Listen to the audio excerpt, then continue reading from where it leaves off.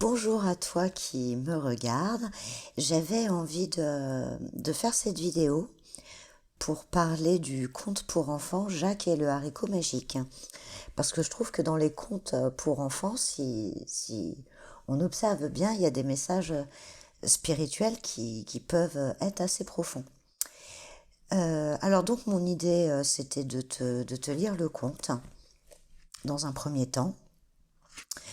Euh, et puis après, discuter un peu des personnages, chaque personnage qu'on rencontre dans le conte, euh, avec un petit peu une vision spirituelle, une vision du yoga intégral, en tout cas telle que moi je la comprends aujourd'hui.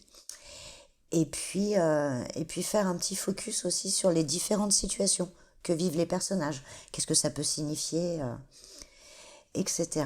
Donc, je vais te lire le conte Jacques et le haricot magique.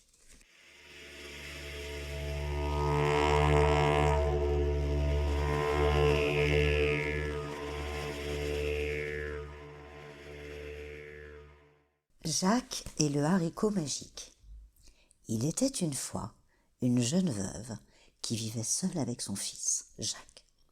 Ils étaient si pauvres qu'un jour, la jeune femme s'aperçut qu'il ne lui restait plus que 2 sous. « Il faut vendre notre vache, soupira-t-elle. Jacques prit la vache et se rendit au marché du village. Sur son chemin, il rencontra un vieil homme qui portait un chapeau pointu. C'était un enchanteur. « Ta vache a triste mine, dit-il à Jacques. Je te promets d'en prendre soin jusqu'à la fin de ses jours si tu me l'échanges contre ce coffret. Il contient 3 haricots magiques, sème-les cette nuit à la pleine lune, et ils feront ta fortune. » Le magicien s'éloigna avec la vache, et Jacques découvrit avec étonnement les 3 haricots.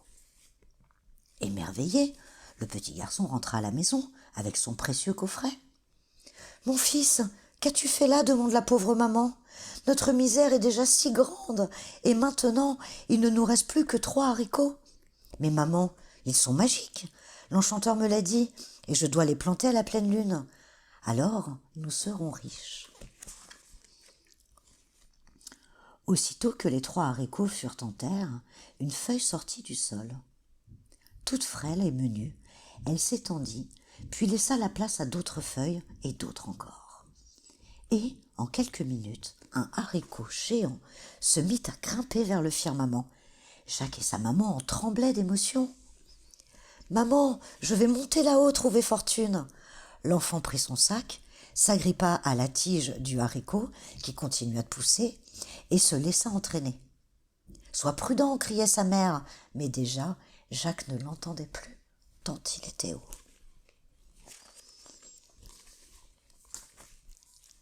Le haricot poussa toute la nuit. À l'aube, Jacques se trouvait juste au-dessus des nuages. Il y avait là un gigantesque château porté par les nuées. Ses tours et sa porte étaient en or. Jacques se rappelait les châteaux qu'il avait vus dans les livres de contes, mais celui-ci était encore bien plus grand et bien plus beau. « Le roi qui vit ici doit être fort riche, se dit-il. » Le haricot ne cessait de grandir et se dirigeait tout droit vers le grand portail en or. Jacques se trouvait à présent devant cette porte imposante. « Je ne vais pas frapper, décida-t-il. Il y a bien quelqu'un qui viendra m'ouvrir. » Et il n'avait pas tort. Le portail s'ouvrit très lentement, tellement il était lourd. Une brave femme passa la tête. « Mon Dieu !» s'exclame-t-elle. « Que fais-tu ici ? Mon mari est un ogre. S'il te voit, tu es perdu. Écoute, c'est pas. C'est lui, il arrive. Entre vite, je vais te cacher. » Jacques eut juste le temps de se réfugier dans un placard, car l'ogre approchait. Jacques vit l'ogre se diriger vers une cage où était enfermée une poule. « Alors, as-tu pondu, ma mignonne ?» demanda-t-il. Il ouvrit la cage et dessous la poule, il retira un œuf en or. Jacques n'en croyait pas ses yeux. L'ogre passa ensuite à table pour son 5e repas. Il avait un appétit gigantesque. Devant lui était posée une petite harpe tout en or. « Joue-moi un morceau, harpe, ordonna-t-il. La harpe, de sa voix cristalline, se mit à chanter de merveilleuses mélodies. Pendant ce temps, l'ogre dévorait son 6e jambonneau et buvait son 4e pichet de vin. Bientôt, bercé par la douce musique de la harpe, le géant s'endormit. Jacques attendit encore quelques instants, puis il sortit de sa cachette. L'ogre ronflait bruyamment lorsque le garçon délivra la petite poule et la mit dans son sac. Sans faire de bruit, il prit la harpe et quitta la pièce, sur la pointe des pieds. « Chut, la poule, ce n'est pas le moment de caqueter !» Mais en sortant, Jacques heurta légèrement la harpe contre la porte et quelques notes s'échappèrent de l'instrument. « Quoi ? Que se passe-t-il » dit l'ogre en se réveillant en sursaut. « C'est ma harpe, où est-elle ? On me cambriole, au voleur ! Ah, si je l'attrape, je n'en fais qu'une bouchée !» D'un bond, l'ogre se rua à la poursuite de Jacques. « Attends, sale gamin, tu vas voir. Tu vas regretter d'avoir grimpé à la tige du haricot. »« Plus vite, Jacques, suppliait la poule. S'il met la main sur toi, je t'assure, tu passeras un mauvais quart d'heure. » À toute allure, Jacques descendit le long de la tige du haricot. L'ogre, lourd et maladroit, perdait du terrain. Jacques arriva en bas avant lui. Il s'empara d'une cognée bien tranchante. Tchac, tchac, tchac. En quelques coups, Jacques coupa la tige du haricot. Celle-ci s'abattit sur le sol, entraînant dans sa chute l'ogre, qui s'écrasa lourdement dans un champ de charton. « Hurrah !» s'écria la poule. « Plus jamais il ne m'enfermera dans une cage. Pour te remercier, Jacques, je te pondrai un bel œuf en or tous les jours. » Jacques sauta dans les bras de sa maman. Dès lors, grâce à la petite poule qui pondait chaque jour un œuf en or, Jacques et sa maman devinrent très riches, si riches qu'ils partagèrent leur fortune avec tous les pauvres du pays. Voilà, joli conte. Alors, je te laisse quelques instants pour réfléchir un petit peu à la symbolique du conte qui est quand même assez imagé avec le haricot, tu montes en haut, tu redescends en bas. Et puis je vais te dire un petit peu ce qui moi, m'est venu en tête. A few moments later. Voilà, reprenons. Alors, on va discuter un petit peu des personnages. Donc, Jacques, sa mère, l'enchanteur, etc. Disons que Jacques, c'est un peu l'aspirant spirituel quelque part. Alors, ce qui est sympa avec... je regarde les images en même temps. Alors, ce qui est sympa pour Jacques, enfin, ce qui est plutôt de bon augure, c'est qu'on sait dès le départ qu'il est orphelin. Alors, de là à considérer qu'il est coupé du divin, il n'y a qu'un pas minuscule. Et donc, il est très pauvre. Donc, ça part quand même d'une situation qui n'est pas forcément confortable dans ce monde. D'ailleurs, cette situation inquiète beaucoup sa maman, qui, elle, est vraiment un peu... disons que... On peut considérer qu'elle a un petit peu moins de potentiel que lui de faire ce chemin spirituel en tout cas. Et puis d'ailleurs c'est très très bien illustré quand il échange avec l'enchanteur. Donc l'enchanteur quelque part ça peut être un peu le petit cadeau du ciel, quoi, le petit truc qu'on rencontre dans notre vie, où il a l'air hyper heureux, Jacques, d'avoir échangé sa vache contre 3 petites graines qui ont quand même un potentiel, alors que sa vache, il faut la vendre. Alors la vache aussi, c'est pas inintéressant, parce que la vache, on dit, j'ai dit dans le conte en fait, quand je te l'ai lu, que quand même l'enchanteur il dit « ta vache a triste mine, je te promets d'en prendre soin jusqu'à la fin de ses jours ». Alors la vache, on peut peut-être s'imaginer que c'est le monde, un peu la grande machine, comme le voyait Saint-Prème, qui a triste mine, qui a donné son lait, quoi. En fait, elle a donné son lait jusqu'à maintenant, c'est-à-dire on s'est contenté de ce monde jusqu'à maintenant. Mais d'un autre côté, la vache, elle a triste mine et l'enchanteur va en prendre soin jusqu'à la fin de ses jours. Oui, effectivement, la fin de ses jours, il est temps qu'elle meure, finalement, qu'elle meure, cette petite vache. Donc, Jacques fait confiance à l'enchanteur. Alors, bon, nous, on connaît la fin du conte, mais pour autant, il peut y avoir deux fins possibles. Et quelque part, c'est toujours la providence, c'est toujours le divin qui rentre en jeu parce que soit les trois graines, elles sont effectivement magiques et elles vont lui apporter la richesse comme il le promet, soit les trois graines, elles vont rien donner du tout, et auquel cas, ce sera quand même une expérience positive pour Jacques. Il se fera moins avoir. Donc après, Jacques, il plante les trois graines. Alors ça, c'est intéressant, sous la pleine lune. C'est-à-dire, il les plante quand même sous une, enfin, à la lumière. Il les plante à la lumière de plein de choses finalement pour les gens qui pratiquent le yoga intégral ou une quelconque spiritualité. Mais ce qui est important, c'est que Jacques, il est dans la candeur de l'enfant. Donc il y croit. Il y croit puissamment. Pour lui, ça ne fait aucun doute. L'enchanteur lui a dit, ça ne fait aucun doute que les graines ont du potentiel. Et alors là, bon, après, le haricot géant, il se met à grimper vers le firmament. Alors ça, c'est un peu le... bon, on rencontre tous dans notre vie des gens qui vont nous aider à un moment donné, enfin qui vont nous donner une autre vision que cette vision très matérialiste de la vache qui donne son lait, donc on les a rencontrés, donc il se met à grimper vers quelque chose de plus haut pour trouver fortune. Et alors ce qui est assez étonnant, c'est qu'il prend, quand il monte le Jacques, je vous ai dit tout à l'heure, qu'il prenait son sac. Mais ça, on va le voir un peu plus loin, il prend un sac vide. Il prend un sac vide, sa petite âme d'enfant, sa foi bien puissante, et il monte. Et là, il monte, il aperçoit une énorme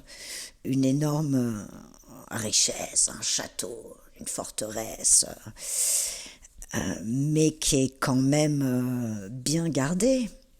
Bien gardée. Alors, c'est toujours pareil, de là à voir l'ogre comme une force adverse, quoi, qui finalement possède les richesses, mais veut les garder pour lui, veut pas les partager avec le monde entier, veut pas que tout le monde en bénéficie, mais enfin tout de même il est accueilli par la femme de l'ogre qui le protège. Donc elle, je veux dire, la femme, on pourrait dire que elle représente peut-être une force.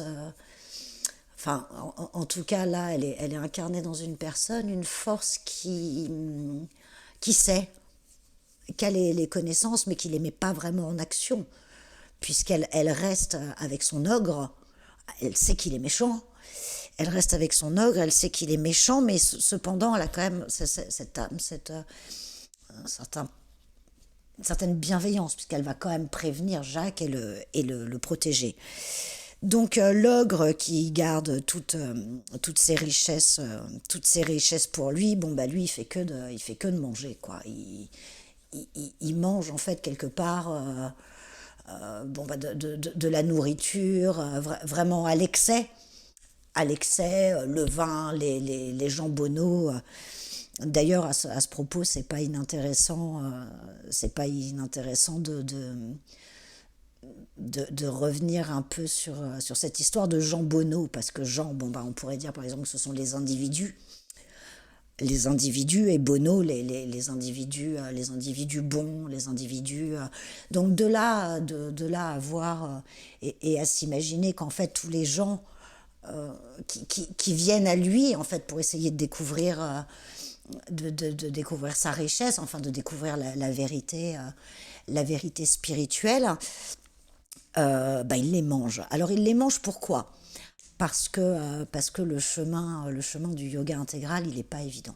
Pas évident, il passe par plein de détours et régulièrement on a des pièges, des choses qui nous font avancer, Et donc lui, son rôle en fait, c'est de nous maintenir, de nous maintenir, qu'on puisse pas avoir accès à la richesse.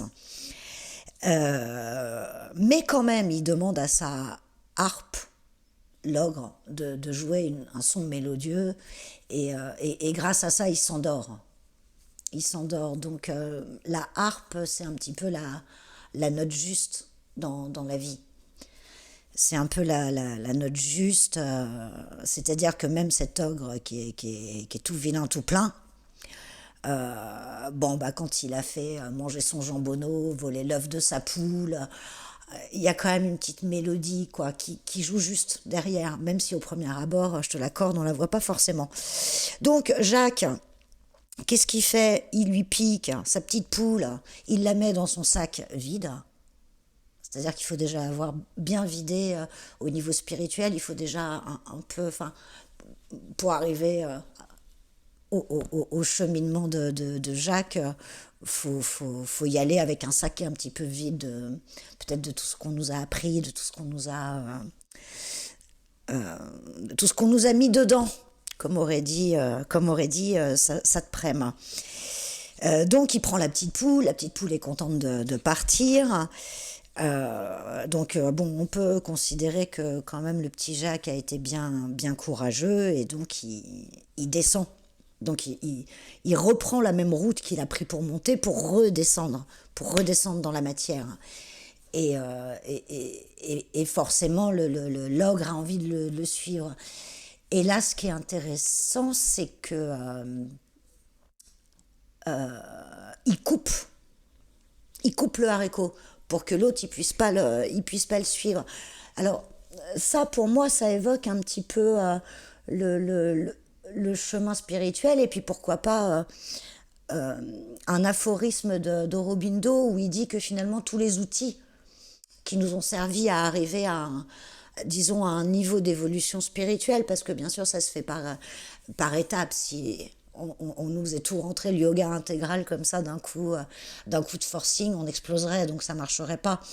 Mais du coup, il coupe l'outil qui lui a servi. C'est-à-dire, par exemple, moi je vais parler d'une expérience personnelle. J'ai une personnalité, comme ça qu'on s'exprime, mais je sais pas si c'est exactement ça, très rebelle. Donc cette rébellion, cet outil-là, comme un haricot, m'a aidé à beaucoup de moments de ma vie, en fait, à affronter, à dire non, c'est pas comme ça. Et même si j'avais 150 personnes en face de moi qui me disaient mais c'est pas comme ça, mais enfin on en a discuté entre nous, on est tous d'accord pour dire que non, Sandy se plante complètement, c'est pas ça, c'est pas comme ça qu'on se comporte, la vie c'est pas de la philosophie, le machin, le truc. Moi, grosso modo, ces gens-là, je les ai pas crus. C'est pas parce qu'ils étaient nombreux, c'est pas parce que tout le monde se met en face, et même quitte à avoir été exclu à certains moments de ma vie, d'un groupe ou quoi, parce que finalement ça convenait pas. Et heureusement que je l'ai gardé. Alors au départ c'était plus de la colère qui m'animait. Maintenant un peu, même beaucoup moins.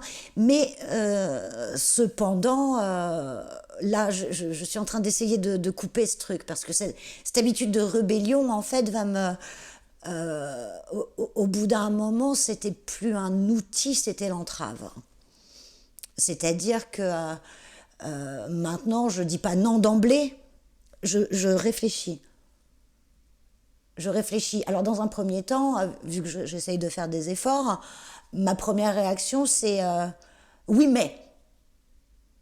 par rapport à autrui, par rapport à une information, oui, mais. Et puis au fur et à mesure, j'essaye d'évoluer par quelque chose qui ressemble plus à pas oui, mais. Ah oui, d'accord. Dans ce que tu me dis, il y a ça, il y a ça, il y a ça, il y a ça qui est intéressant, je vais le prendre. Par contre, le reste, je le prends pas. Je te le laisse. Ça j'en ai pas besoin, moi. Donc, bon, ça, c'est des. Disons que c'est ma méthode de travail. Là, je te la donne, mais. Enfin, c'est la mienne. À toi de trouver la tienne. Et puis donc, il coupe son machin. La petite poule, elle est trop contente. Elle va lui pondre un œuf. La petite poule, elle va plus vivre en cage. C'est-à-dire que cette force qui a été libérée de la force adverse, en fait, cette force, cette puissance, cette richesse, elle va plus servir la cage. Elle est ramenée ici-bas et elle va servir l'évolution. Dans le meilleur des cas, mais enfin, en tout cas, vu comment elle a été ramenée, elle y servira, et même si elle fait 2-3 conneries, c'est pas très très grave. Elle s'en remettra. Et à la fin, Jacques retrouve sa maman qui est pétrie de peur, qui est machin, qui est truc, mais bon, il aime sa mère. Enfin, je veux dire, dans le monde dans lequel on vit, avoir des gens autour de nous qui sont pétris de peur, de plein de ce qu'on appelle communément des défauts, c'est normal. C'est normal, je veux dire, on le serait à moins, quoi. Le monde est vraiment une prison bien verrouillée. Et donc, en fait, ce qui est intéressant, c'est que ils devinrent très riches. Alors, vous l'aurez compris, ils sont pas très riches d'or, parce que je crois que dans le yoga intégral, l'or, l'or matériel, ça sert pas à grand-chose. On se sert d'une autre sorte d'or, mais il la partage avec les pauvres, c'est-à-dire un peu quelque part, bon, je vais utiliser un langage un peu biblique, mais les pauvres en esprit, ou peut-être les pauvres en cœur aussi, et ils vont le partager, puisque finalement ils en ont tellement que ça leur coûte rien de le partager. Donc voilà. Au début dans mon introduction, quand j'ai commencé à vous raconter l'histoire, je vous ai dit que j'allais faire un focus d'abord sur les personnages et après sur les situations, mais j'ai pas réussi à le faire, et c'est peut-être mon esprit rebelle, mais en tout cas, j'ai essayé de faire un petit peu le tour de mes idées. Alors bon, la redescente et le partage. Alors ce qui est super, c'est que Jacques, Jacques, il y arrive dès le premier coup, hein, et puis tout est grandiose. C'est pas comme ça pour nous, hein. On va devoir monter, descendre, monter, descendre, monter, descendre, monter, descendre. Mais là, vu qu'il s'agit d'un conte pour enfants, il n'y a pas beaucoup de pages pour que ce soit quand même rapide. Pas pu vous raconter. Puis je pense que les enfants, alors ça on le découvre sur le chemin, mais je pense que les enfants ou même les adultes qui commencent ce parcours, si d'emblée de jeu, avant même d'avoir fait le premier pas, on leur dit il va falloir monter, il va falloir descendre, ça va pas être facile. C'est pas un parcours hyper engageant, quoi. Moi perso, si j'avais su dès le début tout ça, j'aurais pas eu envie d'y aller, et je serais peut-être restée à traire ma vache et à m'en contenter dans la bonne humeur. Donc voilà. Je voulais terminer ce petit conte en vous disant, déjà en vous demandant de m'excuser pour peut-être s'il y a des répétitions, des choses comme ça, mais c'est ma première vidéo, et puis elle va partir comme ça, hein, ça, c'est ce qu'on appelle l'indulgence. Ce que je voulais vous dire aussi par rapport à la vie de tous les jours, c'est que c'est important de partager ici-bas ce qu'on a, et on n'a pas tous les mêmes choses. Et c'est toujours intéressant de s'enrichir de ce que les autres possèdent, de leur petite poule personnelle, parce que des poules, il y en a plein là-haut. Et plus on sera nombreux à les libérer en bas, et mieux ce sera. Par rapport aux gens que le yoga intégral a l'habitude d'appeler ordinaire, l'homme ordinaire, il y a un truc qui est intéressant qui m'est venu en tête hier soir. enfin qui m'est venu en tête. C'est certainement pas moi personnellement, mais en tout cas qui m'a été dit, c'est que, admettons, vous voulez faire un pulse de 1000 pièces pour l'accrocher au mur. Alors ces 1000 pièces, on va dire que c'est 1000 individus. Et il y a des pièces qui sont peut-être plus importantes que les autres. D'ailleurs, on commence toujours par faire un pulse par le tour du pulse. C'est plus simple. Puis il y a des pièces du milieu qui va montrer, je ne sais pas, l'œil d'un personnage. Mettons que ce soit une scène de personnage. Bon, bah celle-ci, elle est importante. Et puis il y a des pièces qu'on pourrait qualifier de neutres. C'est-à-dire des pièces où il n'y a pas de couleur, je sais pas, un ciel bleu ou un truc. Et si on considère chaque pièce comme un être humain, disons les êtres humains qui gravitent autour de nous, quand on va commencer un puzzle, on va commencer par essayer de ne pas perdre les pièces. Parce que si tu veux l'accrocher au mur, ce puzzle, s'il y a 1, 2, 3, 4, 5 pièces qui manquent, ton cadre il sera moins beau, il reflètera moins l'unité. Alors toi, ce que tu vas faire, et là peut-être je parle dans nos interactions avec les autres, ce que tu vas faire, ta volonté à toi, comme dans tes pièces de puzzle, c'est au fur et à mesure que tu le construis, ton puzzle, tu fais attention de ne pas perdre des pièces. Mais pour que ton tableau soit joli.